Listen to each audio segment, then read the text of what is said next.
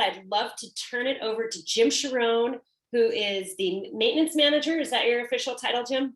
Well, vice president, but I over maintenance and a lot of things. So it's whatever you want to call me.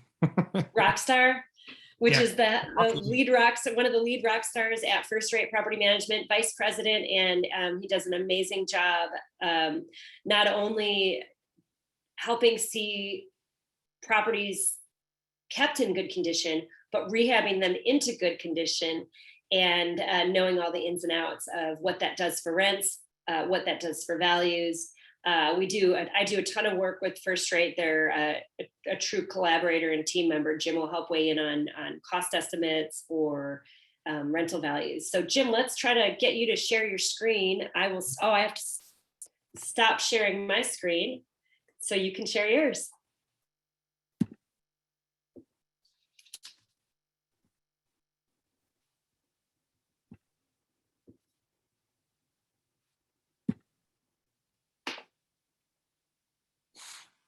Okay, well, welcome everybody. Thanks for having me. Believe it or not, in all this COVID, I haven't done a whole lot of Zoom. We've been able to stay live or just, small groups. So I'll do my best to look at the camera and not to the side over there so I don't look cross-eyed or anything. But I'm just wanting to talk a little bit how renovation equals rent. Basically, in a nutshell, how do you increase your rent by up to $300, possibly more, dollars a month in rent. So there's a lot of things that go into it. But before we start, I'll just a little bit more background on me, just so you kind of know where I'm coming from. Again, my name is Jim Sharone, and I'm the vice president of First Rate Property Management. Very busy with that, obviously, and then being a husband and father of 3. So definitely always doing something, whether it's work or family or a little cost of both. Been in PM for about 5 years and 21 years of kind of operations, management, people management, retail, that kind of stuff. So do have a decent background to come to property management. But I'll tell you, a couple years in the property management company that Tony had started, and with the number of units, you learn a lot very quickly. So 5 years is, I've learned a lot, both the hard way and the easy way, but you always remember the hard way. And then I too am an investor, like a lot of you, partners in a few of those 15 plus units that you've seen, or less. So I do obviously have the view of from a property manager, but also an investor. So it's a good balance. Obviously, I have to step back on some projects as I have a conflict of interest potentially, but it's a good view, and I wouldn't change it. I think it makes me more valuable to the property management game, being an investor. So with that, I'll get into it.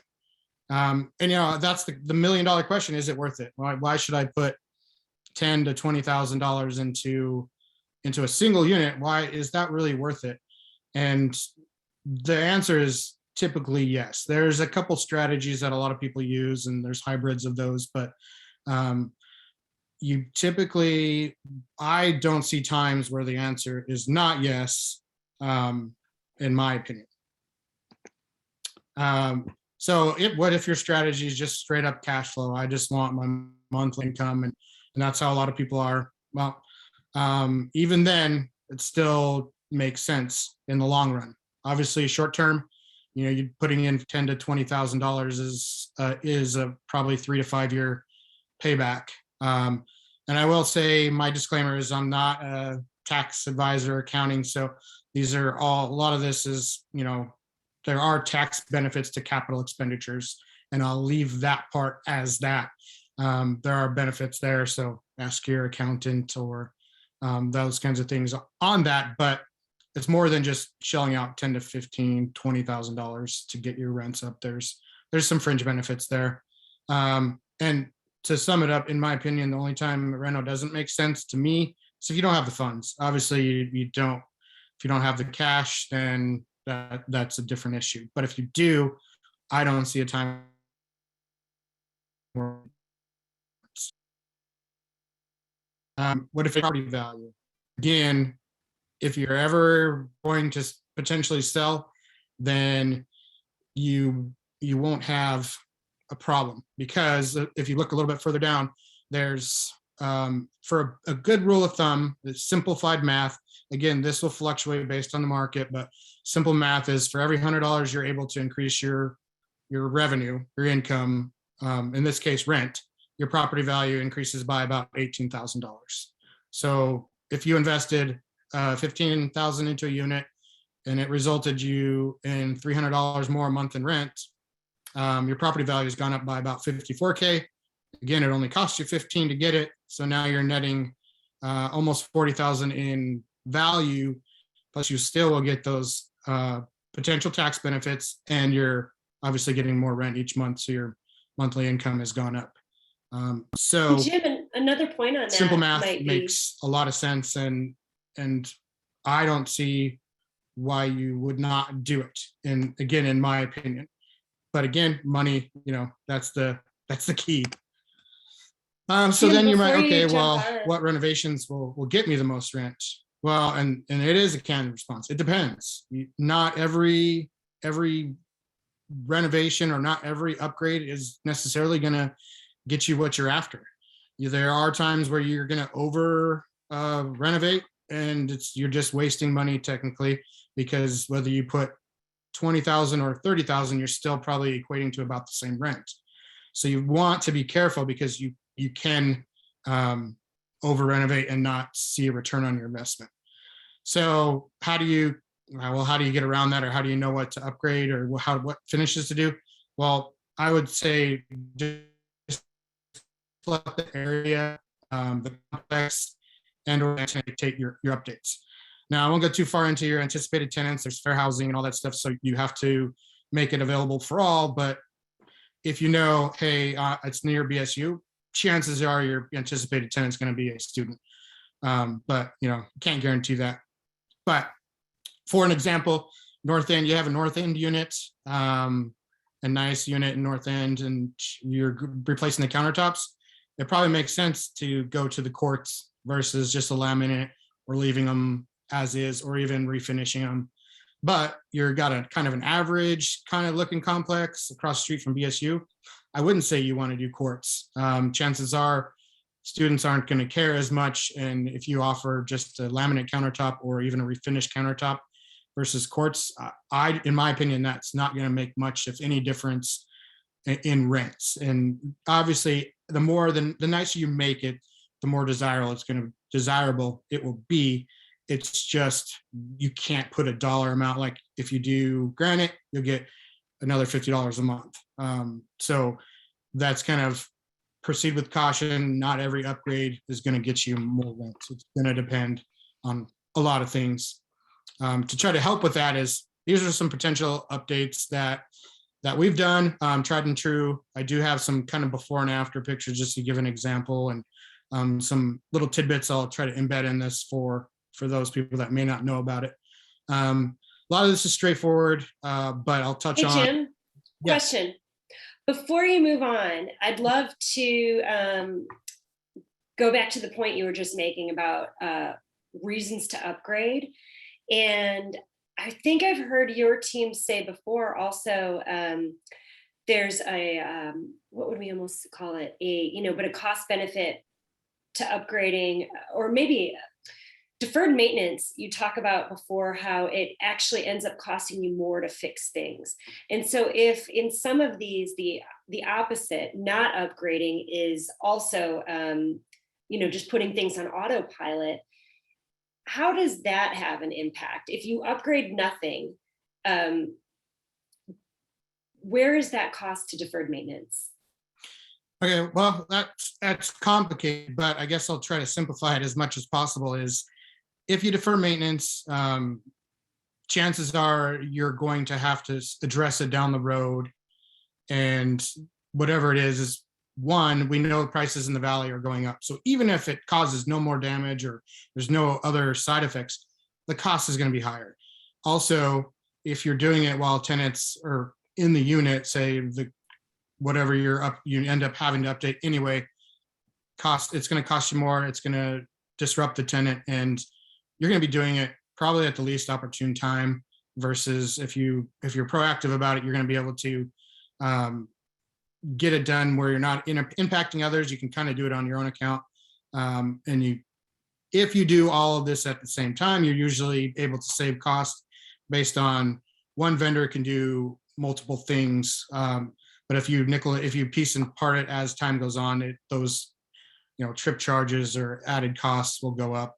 And then if you leave certain things unnoticed, if you don't remodel, say you don't replace the sink that's nasty, that could start dripping underneath the cabinets.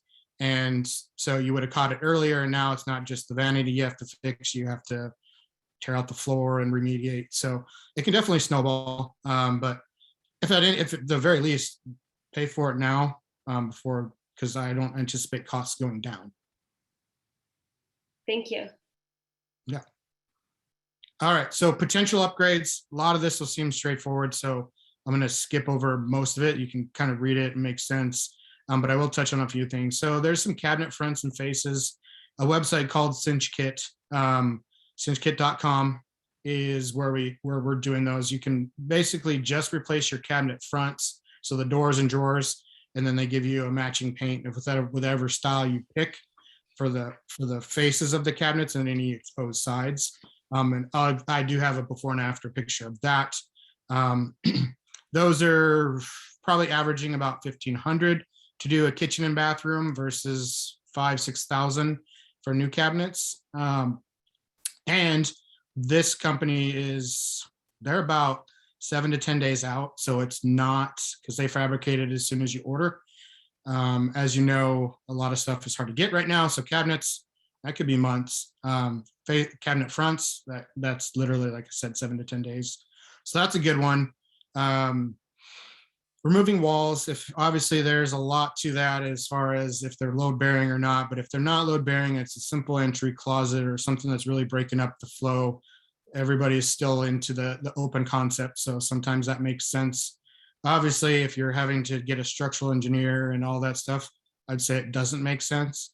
But so that's kind of a loaded bullet point there. Countertop replacement, refinishing, so you can fully replace your countertops. Those are, the cheaper version is the laminate. You can go to quartz or granite, or you can simply do a overcoat, an epoxy overcoat that refinishes them. So again, on those suggestions, based on the kind of the area and your anticipated tenant on that. New flooring. Now, new flooring and new paint isn't created equally. So with new flooring, carpet is cheap. Cheaper than your LVP. So I would suggest considering LVP either throughout or at least throughout the whole unit, with the exception of the bedroom or bedrooms, in my opinion, versus the carpet. The LVP is about 3 times the cost of carpet. However, the LVP, in my experience, has lasted, the stuff we're using at least, has lasted well over 3 times the length of carpet. So right there, you're at least even, and the appeal of it is much higher. It's a higher end finish. So yes, it's an upfront cost, but long term, you're actually ending up better. It's a better investment than carpet, in my experience, in my opinion. Paint, you don't want necessarily rainbow colors. You're pretty typical here to trying to appeal to the masses. But I would suggest kind of 2 tones. If you have the old nasty dated wood doors, rather than replacing them with all 6-panel doors, maybe you have those painted pure white. We usually go pure white with doors and trim, and then either gray or beige for the body. So that's something to consider. It does update the look, even though you might have a lot of knotty pine. We have a lot of units that are the old shiny knotty pine. Granted, it takes a little bit more prep in the priming stage, but it does change the look, and you don't necessarily have to change the wall out. 2-inch forward blinds, they last longer, they look better than the cheapo mini aluminum or plastic now that they're coming in. And then the laundry, if the unit does not have hookups or any laundry in it, if you can at all add that, that is a pretty good upgrade. Obviously, this will add to your time as there's permits and plumbing and electrical more than some of this other stuff. So that one I would, encourage if you can, but it is a can of worms potentially. So I would proceed with caution, but there is a high demand for that, especially if your unit doesn't have on-site. But a lot of people do not like to use the on-site laundries, even if they're there, just because their stuff's unprotected. They would prefer it in their unit. So I would consider that if it's feasible. Change a closet out, make it a laundry closet.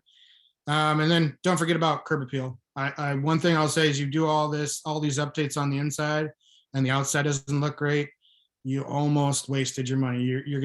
You'll still get a higher rent, but it's about, I would say, up to half as much as you could if the outside just holds par. Doesn't have to be beautiful, but you can't have a haunted house or you're kind of, again, wasting your money on the inside. And then, okay, you've done all this work. Well, if you don't advertise it properly, then you might as well, you're not doing yourself any favors. So there's a couple tidbits that you probably already know, but in case you don't, there's virtual tours. So those are kind of self-guided hyperlinks through the unit. And we use iSpy360.com. And they tell you what digital cameras to use, 360 cameras. And those cameras are like $500. There's other stuff out there that's a lot more money. And they'll do a lot of the work for you, but you're up there. So I would suggest if you're a landlord or just a do-it-yourselfer, the iSpy360, check that out. You can still do the video walkthroughs, and a lot of people link to YouTube through their website, and that still works. It gives a personal touch, although it is hard to do a good job the whole way through the video. So I prefer the virtual tours because it's harder to mess up on those. Obviously, get new pictures. If you've got an old phone and you're looking at 4 megapixels, don't do it. Get an actual digital camera or a newer phone that has 10 plus megapixels, because if they blow up on your website and they're not great, then you're showing a blur and, again, doing yourself a disservice. Do you have a website? And if you do, is it syndicating to other websites? We have ours dialed up and it goes to about 50 other websites. And then SEO, if your website is working for you, then you're going to be placed on page 1, page 2 of Google. That way you're getting a lot of traction on your own website. And for us, we have our website, and we're typically on page 1 of Google. And so we actually get most of our leads just from our website, search rentals on our website. We do syndicate to other 50. We do have presence on Facebook and that social media and stuff, but we still use Craigslist. We do get a few leads off Craigslist, believe it or not. That doesn't cost anything but time. So I would use all those. Zillow is a hot one now that they're charging. If we have an owner that requests Zillow, we will, syndicate to Zillow and charge them. I think it's like $1.60 a day for advertising. But I will say we don't default to that. We don't feel it's needed currently. We haven't since before they charged. We still, if it's syndicated, we would go there, but we wouldn't physically post on there. So it's not needed. It obviously gets you leads. Yes, Stacy. Is there another good website aside from Craigslist? Oh, by the way, Craigslist, Jim didn't mention they watermark their photos when they put them on Craigslist, but that's a really big deal because the ads do get hacked. Mm-hmm. But First Rate's photos all say First Rate Property Management, so their ads won't get hacked, or if they do, someone will call First Rate Property Management to make sure they're dealing with the right person. So having your photos watermarked. Jim, you didn't mention, I know every once in a while you'll get a client who will pay a photographer, a professional photographer, to do photos. And so if you do a big rehab, professional photographers are only a couple $100. You could always ask them to watermark your photos for you, and you could have them watermark it with an email address or something like that. But what I was going to ask, Jim, any other websites that any of the DIY managers here should bother, because your company syndicates to everything, but are there any really good ones that wouldn't automatically get hit if they use Zillow and Craigslist? Like, is apartments.com, or are there any other ones that we should be watching? Yes, you've got rentals.com, apartments.com, but honestly, Zumper is one that's been pretty good as far as leads go. And then if you can get on Facebook, there is a way now. My younger gals figured this out, but you can go and advertise on Facebook as a business for advertisement. Before, it always linked back to you personally from your Facebook page. So there's a way to set up a business Facebook account Facebook, and then have some ads on that. So that one gets us at this point the most leads. Granted, it's a little bit more work to get it on there. So we are currently selecting our properties that we're trying to boost activity on, and then we let some of the other websites take it. But I would say Facebook and Zumper if I picked two right now. Thank you. Yeah. Okay, so some before and afters. We've got, obviously, left is the before and the afters on the right. This is the same building. Obviously, I didn't have befores on this one. This is the same unit, but it's the same layout, same finishes. So the before and after will work. It's just, if you're looking at it and it doesn't look the same angle, it's because it's probably the unit next door or whatever. But the before and afters, so this is the ones we did at 13th and Bella. So next, it's close to Hyde Park. And this one, we did leave the cabinets. We did not do the cinch kit facelift on this. We obviously have added hardware and appliances and some things, a microwave. And this one, tried and true, was market before, because they were pretty dated. It was about, and this picture on the left doesn't do it justice, but it was about $995. And we just rented this one, the unit on the right, for $1395 like 2 days ago. So true market data, it probably in July had probably been 1,500 or 1,600. But we just didn't want it to sit long because it already sat a little bit. This one we did add laundry to, and so this was a longer rehab. If you don't do some of those permit and multiple vendor things, and looking at minimum or 30 days for a rehab. If you add this in, you're probably looking at 60 to 90 day rehab time. If you're trying to do permits with the city and laundry and plumbing and stuff like that. This is a Blodgett unit. I don't know if you know about, but they're just a two bed. So this one comes with the standard melamine that you probably see a lot of, the melamine with the wood edging.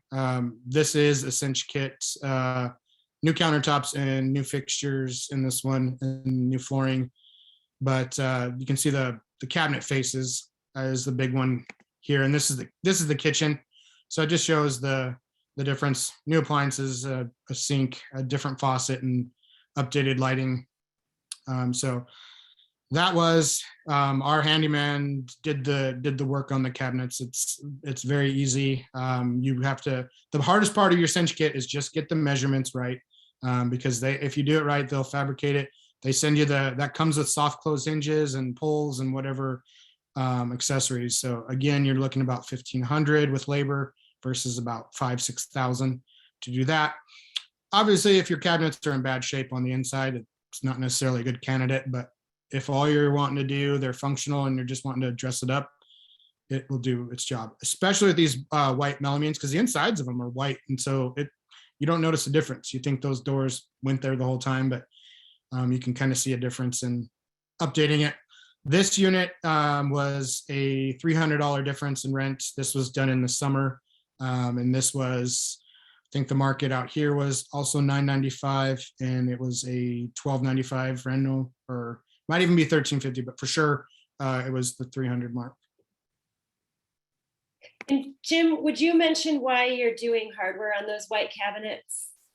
Yeah, so hardware is actually preventative more than anything. Obviously, it looks great, but you are you'll see older cabinets if they don't have pulls, they'll get wear in the corner, and you really can't fix that unless you paint them. Painting them doesn't stay as really good, and so the pulls is dressing them up and it's longevity. And it's also fairly expensive to paint cabinets. I mean, I remember in one case we could paint a whole unit. It was a smaller unit, but the cabinet painting just the cabinets was, maybe $1,500.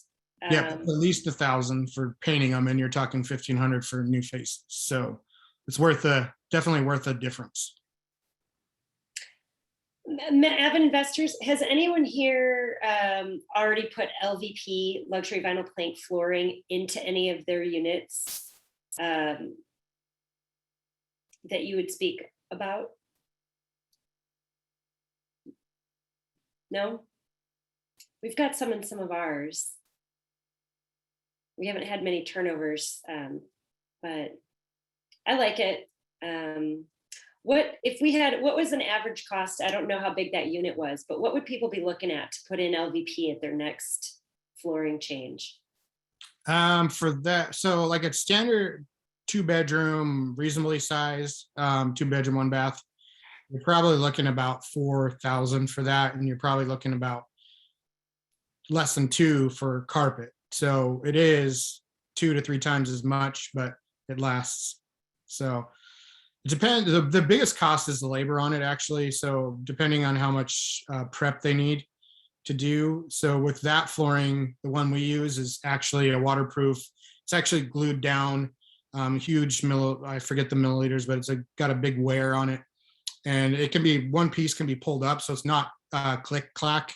And so if one piece gets burned by an iron or whatever, literally can pull that up with, it's a different tool, but it's basically a plunger, toilet plunger, pull that piece up, replace it. So since it's glued down, it's not a floating, the floor does have to be pretty level. So the prep is where I think a lot of the labor of it comes into play on those. But once it's done, it's done. And did you say you are putting the carpet in the bedrooms still? It depends on the strategy, but I would advise most bedrooms to just put carpet because that doesn't get as hammered, and it saves a little bit of money. And then but we do have some units that have a sliding glass door out the master bedroom, and so they're going to be outside, inside. I would suggest just doing LVP throughout, because if not, that carpet's going to get hammered based on that.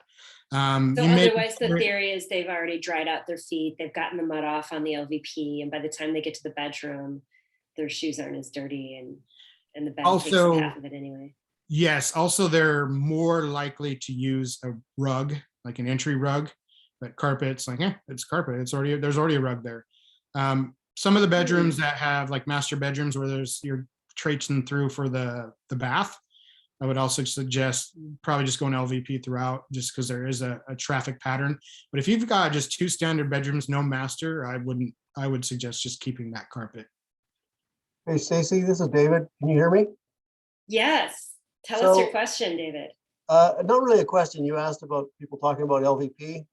Mm-hmm. So we did a single family home, and just a heads up for folks that are doing it, because it was a surprise to us, is that where you take out carpet and you put in LVP, you have to watch the moldings if they're along the floor and things like that. Those have to be removed, and sometimes when you put in the LVP, the molding now does not reach to the floor. And then also, if you're putting it in bathrooms, one of our experiences was that they have to take the toilets out, and sometimes the toilet doesn't sit back down as low as it did before because they take out the subfloor. So you may have to have a plumber underneath. We did in one of our bathrooms. So you asked if somebody could talk about LVP. That was our experience with LVP. We still think it's a great way to go. So I agree with Jim. We think it's a great way to go. We've put it throughout the main part of the house, but not in the bedrooms and not in the bathrooms. And then did you say the floor, what did you have to do with the bathroom to get the toilet to set properly? Well, so we did 2 well, actually did 3 bathrooms. 2 of them work fine. They take out the vinyl, you take out the subfloor, you put in your toilet, and everything sits back just fine. However, one of the bathrooms, when they take out the subfloor and put in the LVP, something to do with the toilet, and I'm not a plumber. Jim would probably know more, but the toilet did not sit back down on the LVP, and so they had to go underneath the house and change the plumbing underneath the house to get the toilet to sit back down on the LVP. So it's just something to be aware of. I'm not sure how common it is, but that was what we had with 1 out of the 3 bathrooms. So Thanks, David. I actually haven't had that experience with ours. We do have the flooring people will pull the toilet and they'll replace it unless they see a crack or there's an issue, then we send a plumber in. But I actually haven't had that flooring issue in our experience. They typically will add subfloor, like, probably a 1/4 inch or what, just to level it out. So they usually add, so we usually don't have any issues with the bolts not sitting down because they usually add versus take out. But that sounds like more of a exception than the rule, at least in my experience, but yeah, not fun. I believe it is the exception, Jim. Just with ours, the LVP went from the bathroom out into the hallway, so you couldn't add Yeah. flooring in the bathroom because then it would have been above the flooring in the hallway. So that's Gotcha. what caused the problem. Yeah. And are you sometimes adding quarter round instead of popping off baseboards, Jim? It depends on the gappage. So we will we plan on replacing baseboard if it's not in, a lot of the times it's not in great condition already. Some of the apartments don't have it to begin with and we'll add it. And sometimes it's minor to where they'll just put a bead of caulk on it, some clear caulk, and it seals up good and you don't notice it. But if there is a major gap, yeah, we end up replacing the baseboard typically. Great. Any other questions or comments out there on value adding rehab projects that maybe you've taken on and maybe it was a great idea or maybe it wasn't a great idea? Anyone do something big to improve a rental and then not get the payback they expected? I was wondering, I haven't gotten at all into rehab, so I haven't even really gotten into rentals, but I was considering it. I was just wondering in the next few years whether you've thought about the possibility of taxes on rentals increasing. You were saying tax benefits. I mean, I'm just trying to think of all the nuances here. I mean, do you foresee any kind of tax increase? Probably just the way of the world, but I don't think anything major would come through. It might, I would say minor stuff, but that's hard to say for sure. But I would just plan on everything going up and at least some. Going up forever. Yeah. Much. Yeah, the tax assessed values are going to be based on comparable sales for 1 to 4 units, and then as you get above 4, they really look into the cost approach or the income approach more when they're coming up with your assessed values, and so you'll have a harder time appealing a value if your unit looks really nice or if you're trying to make an appeal for some reason and sharing photos with the assessor. But they are only looking at individual units. I think it's every 5 years or so. And they're usually going to see more of the exterior improvements over the interior improvements. So if you're putting the money inside and I guess if you do a huge curb appeal thing outside and it's one of your years, they may notice, but yeah, they could, I suppose, go up as you improve, but not necessarily probably Okay. if you're in 1 to 4. Thank you. Yeah, that's very helpful. Thank you. Good question, Seth.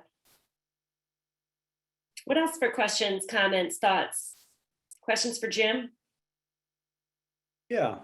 So Jim, when renovating in areas where college students are going to be your most likely renter, what have you found is the most profitable improvements that you do? Well, we actually had ones that were came with a mini fridge. So we got rid of the mini fridge and put in a full-size fridge. Off to the side wasn't the most ideal spot, but again, we're appealing to the college kids. And so guess what? It was a 24-inch spot where the fridge came out of. So we put a dishwasher in there, added a fridge, and that was probably the most value. We did do painting. We did do flooring if it needed it. We did do blinds and some fixtures, but we didn't go all out. This one did have all the knotty pine, so we just painted it. So, but I would say like just making it most functional, because those really reminded me of a dorm room with a mini fridge. I don't see a long-term tenant staying there. So we tried to flip that a little bit. Those ones they were under market when we took it over. We took it over from a different property manager. And those ones we've over doubled all of his rents that we've either re-rented or that we've turned over. Some of them were only $5,000-$10,000 worth of work. So I would say don't need to mess with the countertops unless they're unfunctional or like totally burnt and chipped up. Typically students don't care too much about that as long as it's functional. But it's more of the space and the functionality of it. Awesome. Thanks. And Jim. also you added egress, Jim. Yes, egress windows. This was a house that the basement. It was a huge house, basement, no egress windows. So we're close to BSU. So we're either doing a full remodel, or I'm sorry, we're advertising it as a 3-bedroom. We're advertising it as a 5-bedroom, and near BSU, it's huge.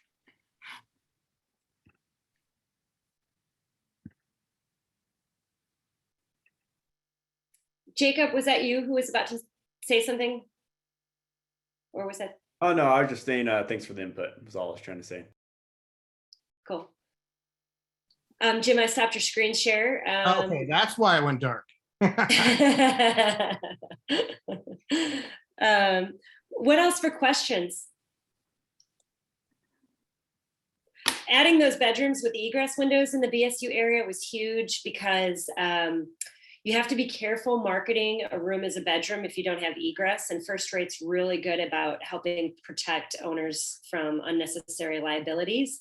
And so we've seen a house with a bunch of basement square footage that was kind of dark, and you couldn't really call it a bedroom, but they've added a couple bedrooms into a basement. And so suddenly that 2-bedroom house became a 4-bedroom house, and they were able to squeeze in more college students. Yeah, and for We won't college, mention the part about the owner seeing the video of them partying in the house online. That we don't mention that part. yeah, that was a good one. Hey, they paid for it. When you have co-signers, it's a good thing. It's a good thing. Oh, So- another hot tip there, actually. Yeah, if you can get co-signers, tip a lot of the time it's mom or dad. A lot of the times mom or dad get involved, to kids will straighten up for sure. With BSU, you can look about 6 to almost at least 5. I would say 500 to 700 per bedroom to kind of help you set your rents for those units near BSU.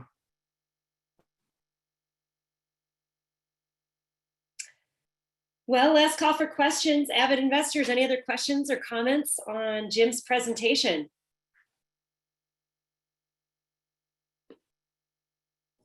All right. Well, let me recap. I've been taking notes.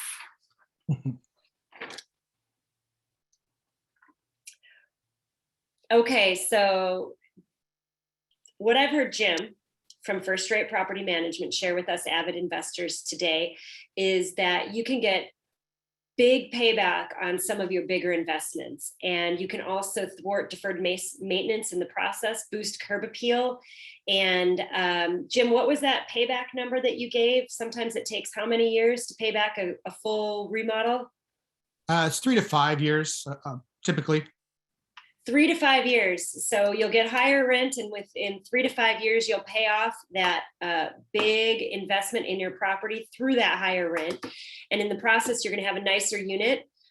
your value is going to go up. And if you choose to sell it as a rental, that sales price is going to be higher as a result of those higher rents.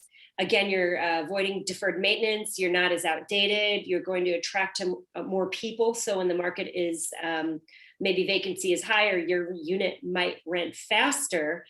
And after that first initial vacancy, while that work is going to be conducted, you should end up having lower vacancy on those turnovers, because you've got a nice fresh unit. It's going to rent faster and faster than your neighbors. And some of those investments I heard Jim tell us about would be adding more durable flooring, spending extra on that wood look flooring that's very trendy, but also significantly more durable. Doing the two-tone paint job, at least having the doors and trim the bright white, if not also the ceilings, but then the walls a neutral color. Cabinet doors, either replacing the cabinet doors, painting them if they're hammered. And if you do have painted doors or wood doors, adding hardware is one way to make your look updated, adding modern and trendy hardware, and it makes it pop, but also it saves those doors, and it makes those time between those repaints longer. Or if they're not paintable, it gives you more time with that wood before you have to go ahead and paint them to hide whatever's happened. And if you are replacing the doors, he's shared his hot secret cinch kit, the website where they will make the cabinet doors, and you have to measure carefully, but then you end up getting custom sized doors that you can put on your existing cabinet boxes, which is going to save you time for demo. It's going to save you cleaning and mess, and it's going to reuse materials, but give you fresh doors on the outside. And wooden 2-inch faux wood blinds, investing in those nicer blinds is another thing that just makes a house look nicer. Or even adding baseboard if you have to add new baseboard, or if you don't already have baseboard. Of course, the big cost might be adding laundry if you don't have it, or opening up walls, since everybody's into open, and walls are so out of style these days. And that would be the next level in terms of a rehab. But $300 more a month in rent is no problem from what he's been seeing once you take those steps. And in some cases, I've heard him say there was even more. But once you do that, you got to make sure everybody knows about it. And that's going to be with really good pictures. Most folks don't hire a professional photographer for their real estate, but if you're a DIY manager, then that's a great idea, because you can also get them to watermark your photos and still use that Craigslist and it's so much less sketchy if you have those watermarked photos. Otherwise, they will hack your ad. So good pics, good advertising, either with a manager who's got a great SEO website that people go to, or with sites that syndicate, Craigslist, Zillow, you mentioned Zumper, and Facebook. And so in some cases, you're going to be doing multiple ads, but hopefully some of those places will let you save those ads so you can reactivate them later and down the road. And the other thing that I've done for my own is, if I do have that rare tenant who moves into my unit and just makes it look Pinteresty and really does a great job, I'll ask them if I can take photos with their furniture in there if it looks that great, because sometimes they really do a great job with them. And in the end, for all that, you end up boosting your rents, boosting your value, and just really hopefully putting more money in your pocket for that investment and having a nicer property. So, Jim, what did I forget to mention? Nothing. You did a really good job, better than I did, really. I would just say, if you guys No want, way. I went pretty high level or low. I can get in the weeds. I can get nerdy on this. I'm pretty passionate about it. So if you guys want to reach out, I give the email address. It's pretty simple email address, Jim@FRPM Rentals. So if you want to get a hold of me offline to pick my brain a little bit, I'm happy to help. Jim@FRPMRentals.com. That stands for First Rate Property Management. A great company in town that has been a true partner with me. I'm Stacy with Swope Investment Properties. And AVID Investors, thank you so much for joining us tonight. We would love your feedback, and I need some meeting ideas. If you'd like to email me, please do. But otherwise, we will call that a wrap. Thanks, Stacy. Thanks, Stacy. Thank you Good so job. much, Jim. Thanks, You're welcome. Rick.